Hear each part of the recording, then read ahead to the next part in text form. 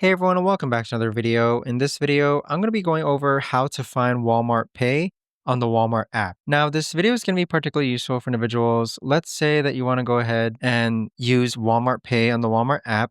How do you actually go ahead about doing so? So what you're first going to do is log on to the Walmart app, then click on account on the bottom right-hand corner.